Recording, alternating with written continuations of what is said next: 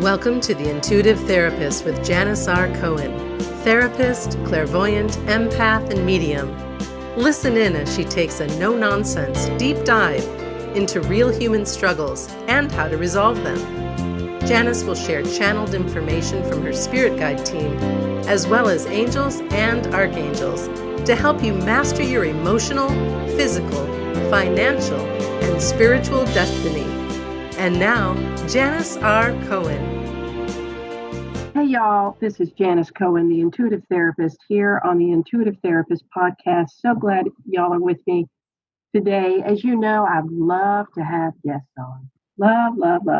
Because I feel like, you know what, maybe y'all get tired of hearing my voice all the time.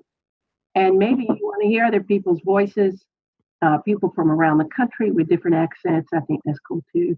But also people who are expert in areas other than what I do.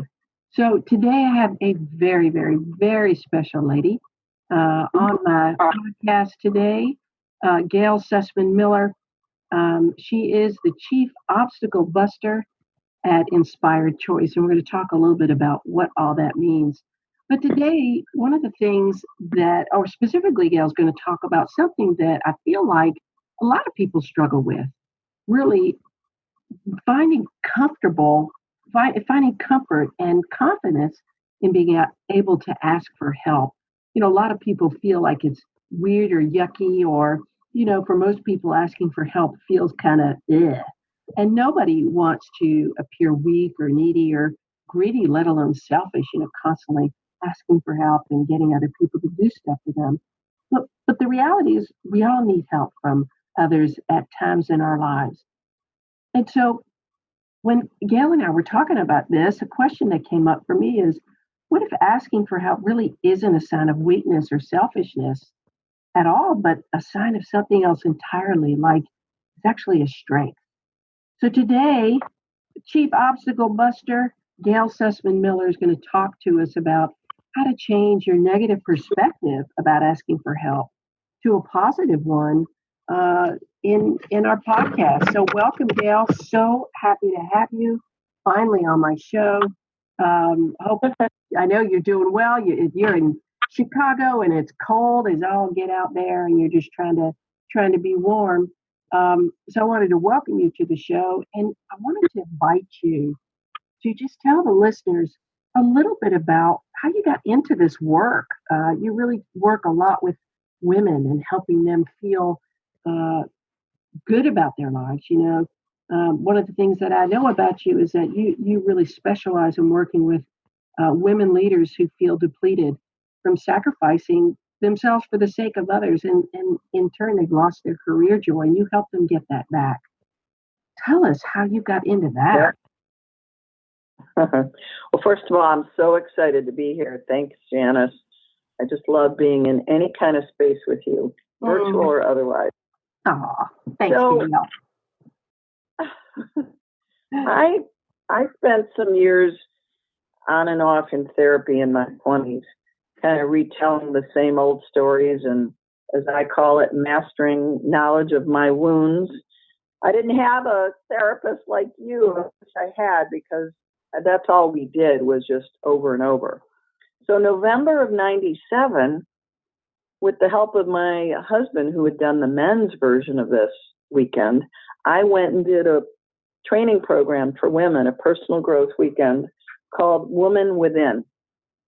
Well, that changed my life. I was done with therapy. I met one of the leaders, hired her as my coach before I even knew what coaching was. I seriously didn't know. I'm not even sure she used that word. And that helped me to reach a new level of self-acceptance. And I'd been dating my husband for a long time. And I went to him and I said, you know what? Now that I accept myself more, I accept you and your imperfections, and I want to get married. So for the first time, I married for the first time at the age of 46. I call myself a midlife bloomer, baby boomer. And then literally the week after we came from our honeymoon, I got laid off. I went to a conference about coaching, decided that was for me. I attended the Coaches Training Institute to get my training. And I swear to you, Janis, I came home to a profession that was designed just for me. It was perfect. And now I work with women to raise their awareness and help them to recover career joy or life joy. And it all took all those steps, like moving through doorways in a hallway. Each door opened another door and brought me to here. Isn't that something? And it's so true. And you know the saying, it's a cliche saying, but it's so true. One door closes, the other one opens, and you can't come to a point of realization until you've passed through something beforehand. And so clearly you've done that. And it's amazing how our own life experiences really allow us to niche down and help people. Because when you think about it, we're not the only ones that struggle. None of us struggles singularly with something that nobody else has experienced. We all experience different things in different ways. But for you to be able to take your experience of finding joy in what you do and be able to help other women, that's fantastic. Now, I know we talked today about how and what you wanted to share with the listeners. We're going to talk about, and you're going to guide the listeners, in fact, in a little exercise about how to reach something in particular, a specific goal, which you're going to talk to them about. But I'm curious, out of all of this, before we get to the exercise and before you kind of give them the steps and things like that, if you were to ask them to develop a specific mindset before they really, really listen to you today, what would you need them to keep in mind? Well, I think it would be to approach this with a beginner's mind. And by that, I mean to let go of previous beliefs about what asking for help means, or even listening to me, going through a workshop, going through an exercise, to clear your mind as much as possible as you listen to me and as you do this, so that you can let inspiration and ahas and realizations and parts of you, other voices in your head come forward and say, oh, okay, I get this, or to just whisper to you. So I think that would be most important. Great. And I know I wanted you to just share a little bit before we get into the exercise. Talk to me about the kind of unique results that you have helped your clients achieve by doing exercises like the one we're about to do, and also the work that you're doing with them. Well, thanks for asking me that. You know, in terms of career, there's a lot of pressure. It's the way we earn money. There's a lot of judgment about ourselves and judgment from others. And I work a lot with women. I do have some male clients, but I really think there's some aspects of this that are unique to women. So I help my clients to move from just thinking about their work as pure career, to a calling, and to listen to their soul's calling, maybe in some aspect of the work, or actually it's time for a change. I also help them to go from sacrificing fulfillment to please others, and to move to career joy. To move from not speaking up or asking for what you want to making brave, inspired choices, and especially during tough conversations, how to really relate to people in a way that is non-judgmental and gets results.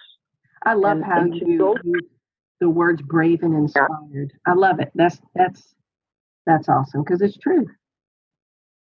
Yeah, and the interesting thing about that word inspired is it comes from being in spirit. It's what the word says, its origin. So when there's so much chatter in our heads and pressure, or trying to please people, or sacrificing in our work to earn money, I have met and worked with a lot of breadwinners who are women, and they're also still often taking care of the family. that it's impossible to think about doing anything else or speaking up and risking being judged because they've got to sustain that. And they're often squelching or hiding their true desires and emotions. And I help them to leverage their emotions and their emotional intelligence and their built-in feminine intelligence, which is, to me, that's intuition, instincts, creativity, nurturing, and love. So the bottom line is increasing awareness. That's where we start. Then increasing acceptance, moving perhaps even to pride about the truth of your brilliance. So you can, along the way, it results in more self-love, more self-respect, and more self-care. Beautiful. Oh, fantastic, fantastic. So I want to hear you move us through this exercise, because I feel like for any of us, and it's funny because when we were talking, you're like, Janis, hey, can we do this? Can we do this exercise with you? And I'm like, well, Gail, pretty much I don't have a hard time asking for help. And we laughed at it because I am kind of blunt that way. But I know, and I think about my life, and I know there have been times where I haven't felt confident enough to ask for help for whatever reason. Like even for me, in the past, it's been, I don't want people to think that I don't know what I'm doing. And I think that's a feeling that people have when you think about asking for help. They don't want to look inadequate. They don't want to look like they don't know what they're doing, or they don't know enough. And I can't wait to hear your exercise through that. All right. With that in mind, so I want to start out by telling our listeners that if you want to get a copy of this exercise in a one-page worksheet that I've designed that you can actually write on and maybe share it with other people, besides, of course, sharing the podcast, I'll be giving my email address at the end, and you can just email me and say, I want that worksheet in the subject line. Great. All right. So to start with, we're actually going to take a measurement before we start. So I want to use a 1 to 10 scale. 10 is highest. So I want everyone to, if you need to pause to go get paper, make sure you've got, a piece of paper and a pen. I want you to ask yourself, on a scale of 1 to 10, where 10 is highest, how comfortable and confident are you with asking for help? At 10, you're completely confident, no problem, no issue. At 1, if someone was standing on your foot, you would have to think twice about asking them if they could please move their foot. All right, so write that number down. And now I want you to actually, to make this really real, I want you to think of someone you've thought about asking for help with your career, or maybe it's about your life, that you've had in the back of your mind, but you've been putting off asking them. This could be asking for advice. It could be about networking. You'd like to be introduced to someone. It could be you're in business and you want to ask someone for a referral.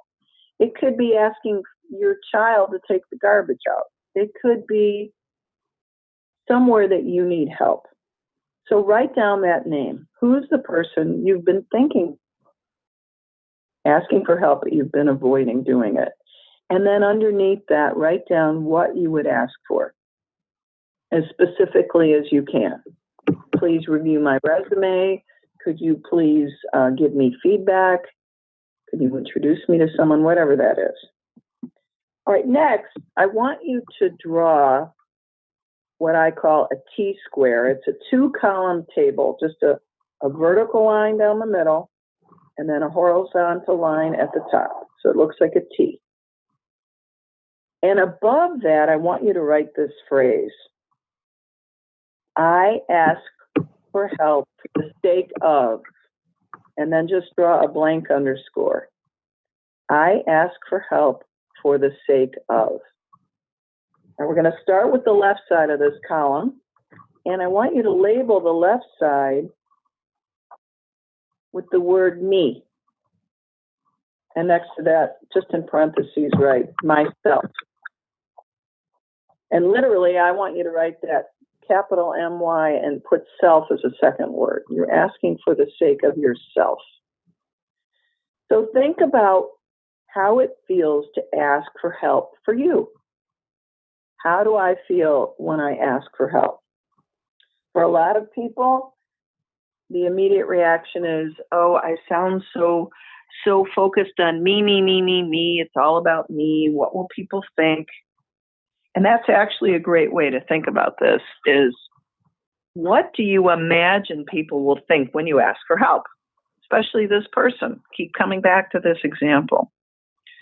So some of the favorite answers I get, you said some, Janis, needy, greedy, some embarrassment because they can't do it alone. We really in our society think that we can do everything alone, that we should be able to, and there's some problem if we can't. And we're really meant to be in a community and to work together. Right. Some people feel guilt, and very often we personalize this, that asking means something about us at all, that we're weak or helpless, or my favorite, especially I think for women, is that I'm imposing. I mean, I'm sure you're really busy and that you wouldn't have time for me. And the biggest, most commonly heard one is that if I ask for help for the sake of me, is that I'm being selfish. So write whatever it is for you on that left side. You feel free to use some of those feelings that I described. I know some people, just Tuesday I did this workshop with a group of business women, and someone said, I feel undeserving. I don't deserve your help. So that's this first piece. Any comments so far, Janis? No, you're good. It's great. All right, we're going to keep going. So the next thing I want you to do underneath that table, that chart, is just to write down the answer to this question. Let me give you a little background. So I want you to imagine that the person you ask says yes, and they give you the help you asked for, and a ripple effect of events occurs. If you're looking for a job, they offer an introduction, it leads to another introduction, it leads to interviews, and you get hired. If you're asking for some advice, you take it, things improve. Keep thinking about the person you want to ask, and what if they say yes? So I'd like you to think about who besides you will benefit. If you get that job, if you improve that skill, if it helps you to do something where you help other people, who else would benefit besides you? So write those names down, those people. And I do want you to pause the recording to really think about this. Let me give you one more thought to think about before you pause the recording. I want you to think as big as you can. So actually pause the recording because I'm about to broaden your mind, and you might want to think of your own ideas first. What I want you to imagine is that after this person says yes and you take action, that it will help you to feel happier, more satisfied, more fulfilled on the thing that you're doing. And then you bring that home and your family will say, wow, you had a good day today. What happened? And it will affect you in your job. It'll affect your coworkers, your customers, either you personally or in your company, the employees around you. And it will keep rippling out and affect the world. If you go do more and you're more empowered because you got some help, it will, I promise you, affect the world. So thinking as big as you can, I now want you to go to the right side of this table. And on the top right column, I want you to write in the word others. And in parentheses, put the word beneficiaries. So now, to think about how it feels when you say, I ask for help for the sake of others, is now about others. In fact, so let me give you a few starters. If you want to pause the recording here and get your immediate reactions. I know afterwards Janis will tell me hers. Now, I want to give you some suggestions of how I feel and how others have felt. And by the way, this whole process came to me as my own epiphany because I used to hate asking for help. I used to feel a lot of these things. And this came literally with my hands poised over my keyboard, sending an email and saying, could you please help me? And I just froze. So here's what I felt. That suddenly I'm now being generous. I'm asking for the greater good. I'm being helpful. I actually also felt kind of noble, like, join me in my cause. I'm going to go out and do these good things. And if you help me, then I can go do more of these good things. This is, on this side, this is not personal. You're actually like an ambassador going to take action that will be for your greater good and the world's greater good. This side, I had someone just on Tuesday tell me this. This is expansive. This is holistic. And it's bravely asking for the greater good. And the wonderful thing is, here you're being selfless, not selfish. Here it's selfless. So to help really hit home the point here, I want you to take your pen and draw a big X on the left side of this table. I want you to take yourself out of the formula. I want to be very clear. Your feelings are valid. These are some old messages. These are ways that sometimes you see around you, very strong leaders who never ask for help. Don't get me wrong. These are real feelings. But for now, I want you to remove yourself and see yourself as a conduit, as an advocate who's taking action. And I want you to think about asking for help for the sake of others. So Gail, can I ask you a quick question? So these feel Absolutely. like this is awesome. So we've got the rate yourself. I want to make sure that they get all the steps, and that we're able to kind of talk a little bit about how they can use this as well, because everything you're saying is so good and feels so good and makes so much sense.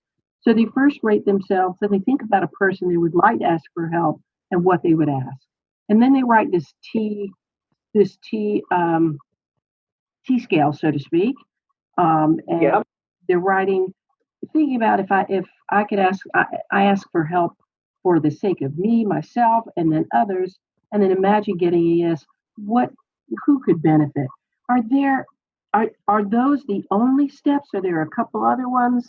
I've got just a couple more. Okay, so let's. I want them to hear all the steps, and then what we're going to do is, as we come to a close in a few minutes, we're going to give them your contact information because I want to make sure that they get that. So good. Let's hear the other ones. Yeah. So the big piece is to feel the difference. That's why I've got the me and myself, asking for the sake of me and myself is on the left side, where we tend to go, where it's all about me. And that's where a lot of the yucky, icky thoughts come from. Right. And the difference of asking for the sake of others and for those who will benefit besides you. Mm-hmm. So I want you to now rank yourself again on the same 1 to 10 scale, where 10 is highest, most comfortable. How comfortable and confident do you feel about going forth to ask for help for the sake of others? So rank yourself there. And I want you to also go back to that person you want to ask a question. And I'd like you to write down one small step you will take to either actually just go ask them or get more clear on what it is you want to ask for, or map out the steps to asking. What do you need to have to be prepared and stay in this mindset? The ways that I've seen this used in my life is literally when I write those emails now, like if your listeners may be very interested to know that I hesitated for a long time before asking you, may I be on this podcast with you? Yeah, right. We talked, sure. I made up all kinds of things that Janis might not think I know enough. I don't know how I made up a ton of stories, and then I decided to ask. And so the point is, have an idea of what it will take to ask. But literally in email now, I say, for example, Janis, I'm writing to ask if I may be on your podcast for the sake of women who are struggling with career issues and not asking or speaking up. I literally use the phrase to remind me more than for my reader. Yeah, but I think that's so great. And I fill in the blank. And I customize the blank to the person I'm asking. Right. That gets me through any schmutz, as Janis knows, this Yiddish word for the dirt, the icky feeling. Right. And you know what? I think this is such a really great exercise. And you know what? I kind of had a little aha. One is you're really building an awareness for people to tap into that's outside of themselves. And then the other thing is to build a focus, which is on other people. So if I could just throw a couple of results out, and then I want to have them get your contact information because I know that you could help so many women really overcome this barrier. So really, when you think about asking for help, and with anything, whether it's building a business or connecting with other people in terms of offering a service, so many people, when we put ourselves out there to try to build something up or get connection or get a favor, we feel like we're putting ourselves personally out there.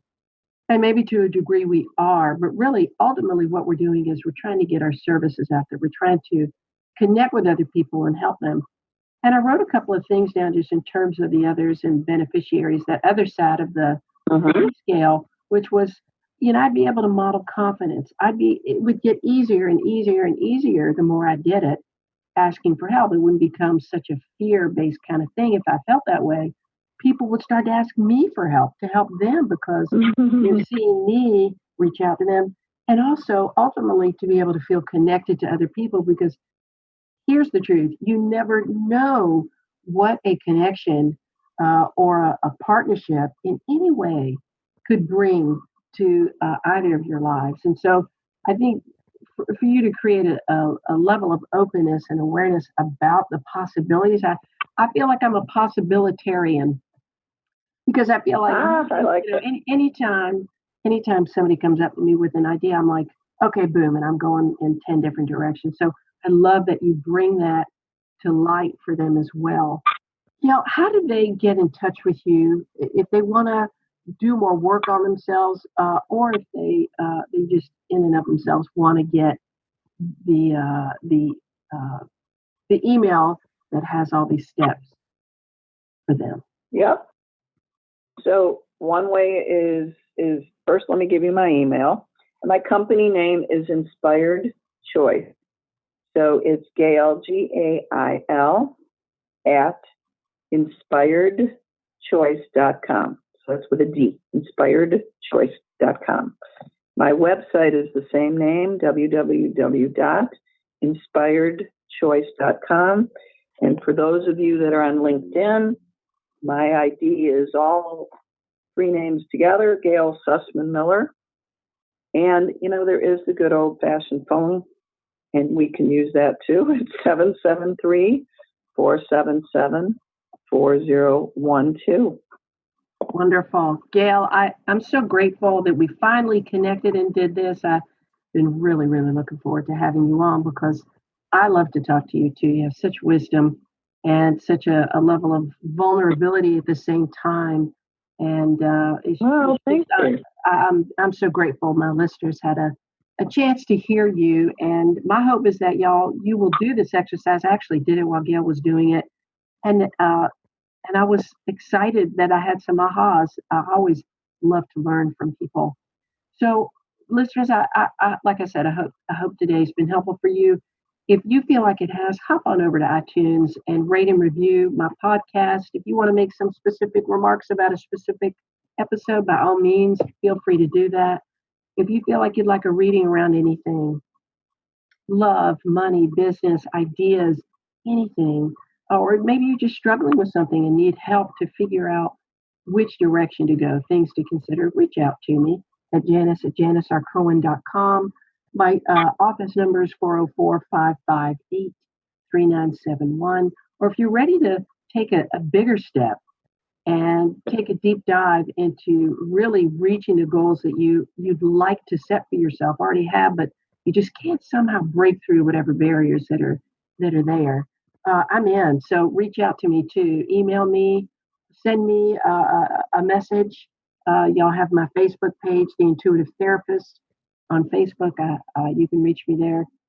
But really, ultimately, as always, in the end of my podcast, I wish you a blessed day, a wonderful week, and always live intuitively. Thanks for listening to The Intuitive Therapist with Janis R. Cohen. If you like what you heard, the best compliment you can give us is to share this podcast with a friend and subscribe, rate, and review at iTunes.